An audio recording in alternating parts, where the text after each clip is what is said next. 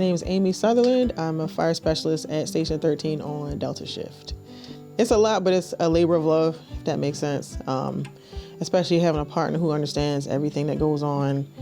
He's been a blue shirt, and then now he's an officer, so it helps with the load, like the workload. Kind of tag team each other. It's just a balance, a balancing act, if I could describe it. The best way to describe the balancing act in itself is pace yourself, time management. We bounce off of each other too. Like, he's my sounding board after work, during work. Same goes for him. We go through a lot together as far as like what we see. We know that everything you see on this job is not always rainbows and sunshine. So sometimes it's therapeutic as well. And then coming home, we make sure like what we unpack doesn't happen in front of our son. And we just kind of manage time together, if that makes sense. It's multiple balancing acts in one.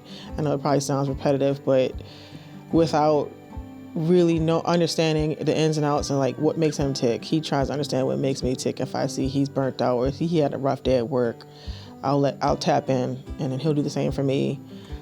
We try not to take anything out from work on our son.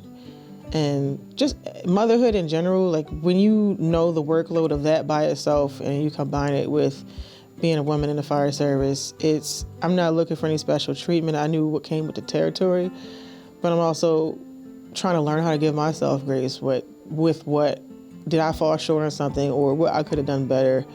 Even with interacting with my son, interacting with my shift, there's a way to keep them separate too. I can't expect everybody at work to know what I have going on at home. I can't expect everybody at home to know what I have going on at work. Nobody can really truly know your mental load. They don't know your mental and emotional capacity. Like if I'm at capacity, I'll show it in not the most effective ways at times. And then I'll just try to figure out a way to communicate it. And one of the biggest things is time management. Like time management is a game changer. You learn how to do things so much more efficiently when you manage your time better. And it's a lot easier said than done. And they preach it when you're in college. And you're like, yeah, okay, whatever. I'll get it done when I get it done. But it catches up to you quick when you're a working mom. You try to be a good wife and then make sure, did I do this right? Could I have done this better? A lot of people would say they wouldn't want to be married to somebody who's on the job, especially in the same department. And I understand that side. I've seen it play out very different for people who would disagree with it. But as far as us, it was a big part of our foundation. Right? When we met, we had the same interest. We were very passionate about the same things when it came to the fire service. I mean, when it just comes to how you treat people in general, helping people, and then putting different skill sets, because you always have to have multiple skill sets to be successful in this line of work. We can talk about anything, and we talk shop when we get home from work. And it gets to the point where, again, time management, we'll talk shop for a solid 2 or 3 hours after work, and we're like, wait, we have to get going. We got to take care of this, and this, and have this ready for tomorrow. And it just, every day we have to tell ourselves, like, okay, well, you do this, I'll go do this, and then we can do this together, and this is how we're going to get this done. Don't forget this for tomorrow. And then, like, if he has something going on, like when he was getting promoted, anything that I felt like would support that process. Like, hey, do you need help practicing an interview? Or do you need help with, I can get your uniform together? Or don't worry about our son, I got him. And he does the same for me. And anything that we go through, that when it's the hard times, huge support system. Like, that was probably my biggest supporter through everything in the last however many years.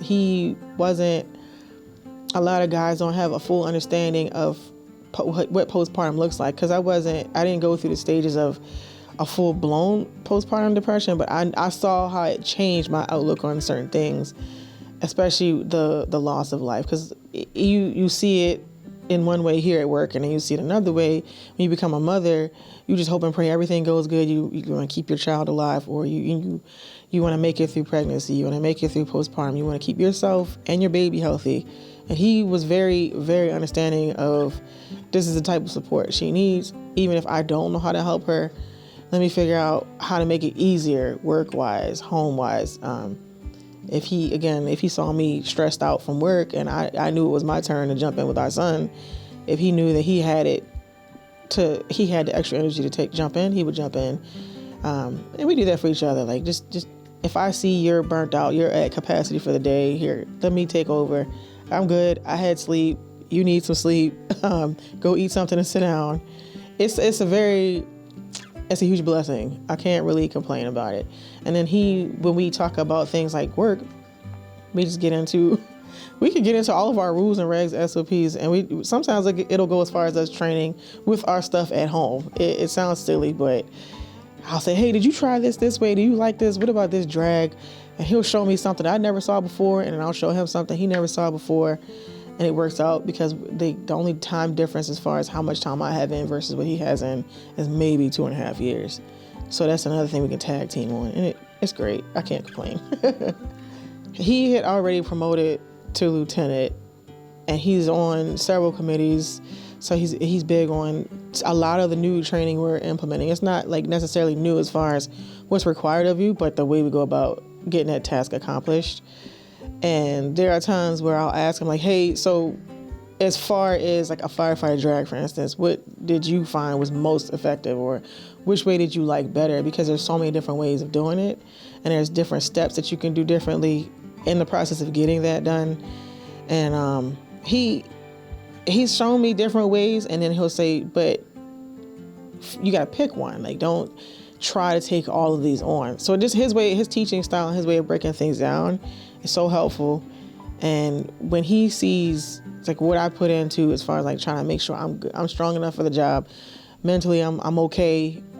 He makes sure I'm mentally like not at capacity. He makes sure I'm not walking into learning anything new or trying extra shifts or just anything that requires more of a mental load. Because emotionally, I'm usually pretty good emotionally at work. We don't have too many instances where I'm like, I have to tap out. I guess part of that is the way I grew up. We've seen a lot of stuff. And at the end of the day, we're like, okay, well, I have to still be present for the next person. I have to be present for my son, or I have to be present for anybody who looks at me like a mentor on the job, because I wouldn't want them to walk away on the account of her reaction to this was awful. Is it really that bad? Some people gauge how they receive or process a situation based on what they see their mentor react. So I see just everything that I share with him, from work, from home, from motherhood, even like I share things with him about the other women that I'm close to at work, the women I'm close to who are like, my best friend is on the job and we're best friends. So it's a huge, huge blessing. I can't complain about not having his support, and in the way that he supports, it's like an adapt and overcome situation. We use it at work, but we use it at home too, because at home it's like, oh man, I didn't get this done. I'm not going to have time to do this. I just signed up for overtime. Are you cool if I work exchange for somebody? And we're all like, we'll make it work. Let me know what day, give me a time, put it in the calendar. We put everything in our calendar, put it in the calendar, and we'll go from there. I'll ask my mom for help. You ask your mom, or you ask your mom for help. And then, hey, I can't work exchange for that person. Can you work for that person? So those are just amazing benefits. Coming back from having a baby and coming back to full duty it can be intimidating, even if it's something you love doing. 'Cause you're like, can I still keep up with you guys? Can I do what's required of me? And you had to learn not to question yourself so much.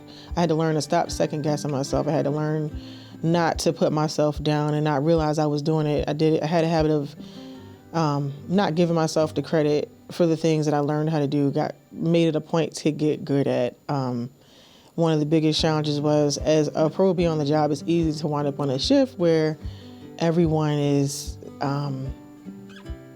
sometimes we can get comfortable or complacent with how we take care of ourselves physically, and didn't realize I looked at a picture when I was maybe 3 years on, and I said, oh yeah, that doesn't look like me. I've put on some pounds. We have to do something about this to be able to do what I need to do, move the way I need to move on the fire ground, especially with, I'm not looking to be exempt from anything. I mean, you shouldn't in this line of work. You got to be able to do all of your skill cards, everything that you know needs to be done according to like TOG 8 on the fire ground.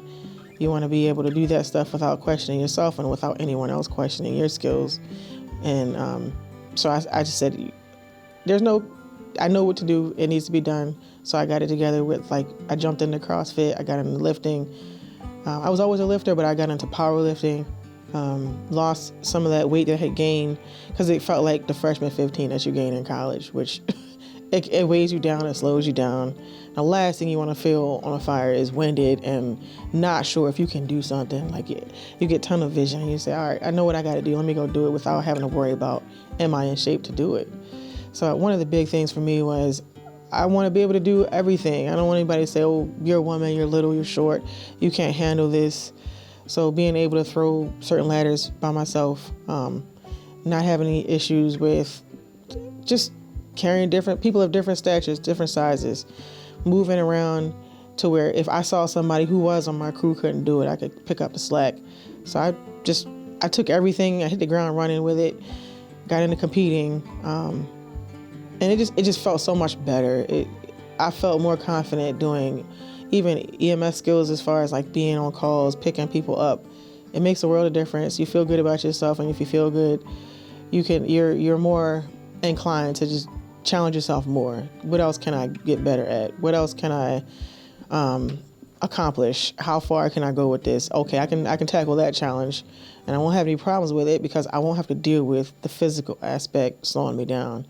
That's your foundation. Throwing a 24 ladder by yourself, for me, I'm only 5'5". What works for somebody who's 6'1" is not going to work for me. I had to figure out how to make it work for me, and know that, okay, women in general, naturally, our strength is in our base, is in our legs. So I use my legs. That's what I use to get these ladders up, and it's not always easy. If your surface is unstable, you got to figure out how to navigate that too. So being coachable, when you take care of yourself, that's not just working out. You have to make sure you feed your body what you expect your body to put out. So if you're running on fumes, you had like one meal and you had 5 cups of coffee, it's only so much you're going to do before you crash.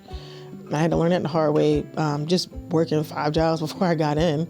It's take care of yourself. You take care of your body will take care of you, just like the fire service. Take care of your people will make sure you're good. Your people will make sure everything is done if you take care of your people. This is how I look at it. I have had a lot of support. With like every other job, this job comes with growing pains. It's not perfect.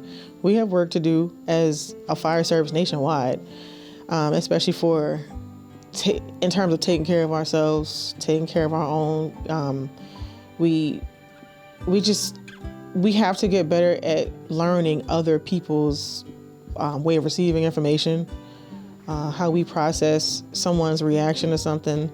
Like I've seen a couple times where if we had a bad call, we don't all react the same way. We don't all process it the same way. So with the support system that I had, with some of the bad calls that I've had, being a mom, postpartum, coming back to work, dealing with having lost so much strength just in the process of physically having a baby, giving birth, I had a lot of support. I can't say that I felt like I didn't have anybody that had I can't say that my shift didn't have my back, and just family, friends, everybody checked on me, and even if someone didn't check on me, one thing that we had to learn about my family specifically, if somebody has a lot going on, you never know if you didn't ask. And if they don't reach out to you, you can't say that person didn't check on me when I needed them, not knowing they were going through their own stuff. They had their own battles to deal with. They had their own work issues,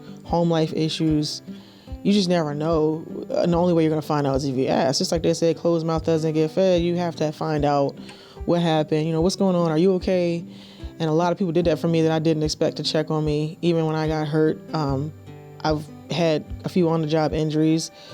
I wasn't expecting people from work to check on me while I was off or while they were off, and they made sure I was good. In the process of losing family, I've had people check on me through that whole process of like being off long-term, trying to take care of family members. They checked on me, so I can't complain.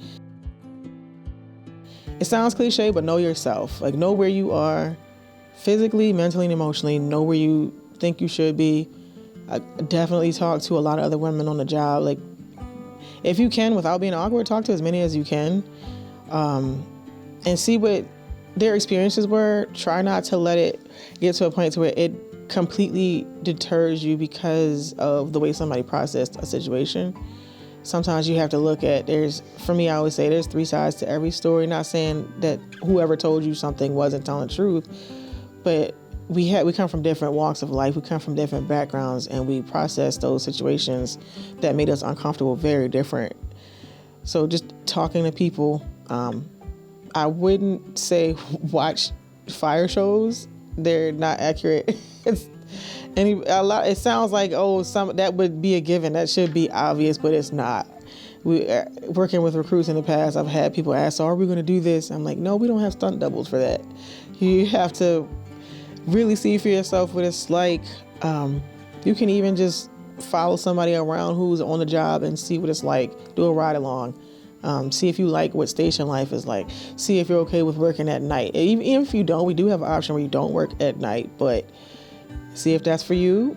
Figure out which hours you really like to work, because if you don't mind odd hours and you're going to go straight to the EMS side, you have a lot of options. And then if you have a weird internal clock, like your circadian rhythm, it's terrible, which in the fire service in general is terrible anyway. If you know that's something that's going to be a big struggle for you, you might want to reconsider. But coming in physically, make sure you take care of yourself, work out, get your body to the point where you can handle wearing a solid 7 or 80 extra pounds. Make sure you can handle resistance training, because that's what the gear alone feels like. If you want to come in and you can't, it's only but so many times you can wing it. Even if you're a naturally strong person, if you come in and you're not naturally strong, you can build yourself to that point. But if you're a naturally strong person, can you wing it sometimes? Here and there. That's not a consistent thing, though. That's not always going to work out that way. And then if you really like adrenaline, this is probably the work for you. If you want to get into maintaining a lot of certifications, just remember, some people come in and they think, I didn't go to college, I can't do it, I can't get these certifications. That's not the case at all. You can come in and it'll get you into a certain study mode. Stay in study mode. Stay in student mode. If you read something every day, it's hard as a wife and a mom to say I have time to sit down and read a book, but at least read 10 pages in a day, or just close your day out like that. I probably date myself saying this, but we don't always have to look at screens to make ourselves go to sleep. And meditation has worked wonders for me. Breathing exercises when you're nervous about a skill you have to get tested on. Breathing exercises, calm yourself down. So things like that, I try not to intimidate somebody from coming in, but this is not for everybody. You have to know know yourself, know your limitations, and just be physically prepared, mentally prepared. Emotionally, there's a weird level of emotional capacity that comes with this job, where you see things and you don't know that you're going to react to something the way that you do. But there's also counseling for that. It's therapy. There's no shame in therapy these days. Just really know where you are before you come in. Prepare to come in and do physical work. Don't slack. And then just don't expect anything to be handed to you. You have to work for it. Nothing worth having comes easy. I know that sounds cliche too, but I had to work for it. And that gave me more pride. That gave me more of a sense of belonging. I worked for this. I've put my time in. The guys that I work with let's say you come in, you don't have any skills. The guys like my shift, they'll get you together and they'll train with you. If you don't want to train, then this might not be the line of work for you. If you want to train, just ask somebody. Don't be afraid to ask. I won't say that, you can ask every question in the world when you were supposed to come in having read something, but ask questions. Ask a lot of questions before, during, after your career, and then know what you're kind of looking for. But I describe my whole career as I had to roll with the punches a lot. Rolling with the punches will get you a long way in this career. You can't complain just because something doesn't go your way. And as a wife, a mom, and a firefighter, motherhood alone will teach you rolling with the punches is how you keep yourself sane. And if you don't accept everything will not go your way, you're just going to be stressed out. Stress management is a big help with longevity. That's your way of making it through 20. Well, we were 25 when I got in, and then switched to 30-year career. But if you want to make it 30 years and you know this is the line of work for you, you have to figure out how to navigate when things go wrong, because we always have to adapt and overcome on a day-to-day basis. You never know. Pay it forward. I had a lot of guys look out for me who were 30-year veterans, and I was like, "You're still here?" And I'm like, "Yeah, I love it." You see somebody who loves a job that much, you can pass that on. Pass on knowledge. Don't be stingy with knowledge and skills. And for me, when I was coming up, there was a lot of people who said, you can get used to it, but don't get tired of it. And at first I was like, what do you mean by that? When you get used to it, you get complacent. When you get tired of it, you can relate it back to burnout, if that makes sense. And I saw a lot of older guys who were, you could see it. You could see it in their eyes. You see the way they lit up if we got a fire. And I was like, I want to be like that. I want to feel, that's what I want to feel. That's what I signed up for. And you see people who don't feel like that anymore. They're not motivated anymore. They're not excited anymore. You see this gets old. And I'm like, nah, it's not going to get old for me. Just bright-eyed, bushy-tailed coming in. It's not going to get old for me, but you have to be prepared for both. Just be prepared for, or try your best to be prepared for different stages of life and what that does to you on the job. Because it will change your outlook as far as, I got this going on at home. This should be accepted at work. But I'm like, if somebody calls 911, they don't want to hear that. You know, they're calling you on probably their worst day. They want to know, can you help them? And if you feel good about it, your energy coming into that person's house, if you're helping them, it makes a real difference sometimes. Just talking to that person sometimes. Some people, they're falling on the phone, they've been sitting there for 2 days because their family didn't want to talk to them, and all you had to do was talk to them. Does the system get abused sometimes? Yeah, but I would just say be prepared for a lot of different things. Don't come in so rigid with your expectations that you can't adjust to how the times change, how your life changes, how the department changes, how the fire service in general changes. And if you do have a problem with something on the job, figure out how to be part of the resolution. That's the best way I could put it. There's always work to be done. We always have work to do. Don't settle for less. And if you set your mind to something and you meet a bump in the road, that's not a reason to make a U-turn every single time. You got to figure out a way over or a way around. And if you know that bump in the road was to operator error, then fix what you have to fix for yourself or within yourself and work on it. It's not going to be an overnight process. It's not going to be instant gratification ever in this job. You have to know that you're going to work for everything. At least come in with like the humility required to really get somewhere far. I don't want to come in here and just sit and I guess look for rewards for not doing anything. Come in, do what you have to do, and if I can pass on anything else, just know your worth. Know your worth on the job. Know your worth at home. Give yourself grace. If you mess something up, own your mistake, but do what you have to do to fix it. And then, you can still have fun on the job. Don't take yourself so seriously that you just can't hee and ha-ha with the guys at the station. Because it's a quality of life thing as well. We spend a lot of time at work. You got to remember, there's 10-hour shifts, there's 12-hour shifts, there's 14-hour shifts, there's 24-hour shifts in the fire service nationwide. Not everybody is going to be like a family member to you, but you can work towards that. You can work towards having a shift that feels like a family. And then just know that you can grow in this. Don't stop growing. Don't stop improving. Don't stop learning. Try to learn something every day. It sounds cheesy, but when you learn something every day, you can still learn from somebody who has less time than you on, because they're being taught something that it wasn't even a skill when you were coming on. So just always learn time management, adapt and overcome. Don't get too full of yourself, and just work for it. Enjoy it. It does fly by really quick, just like when you watch your child grow up, it goes by quick. So enjoy it. Enjoy the ride. And then when you pass it on, you pay it forward. don't be stingy with information for the next generation.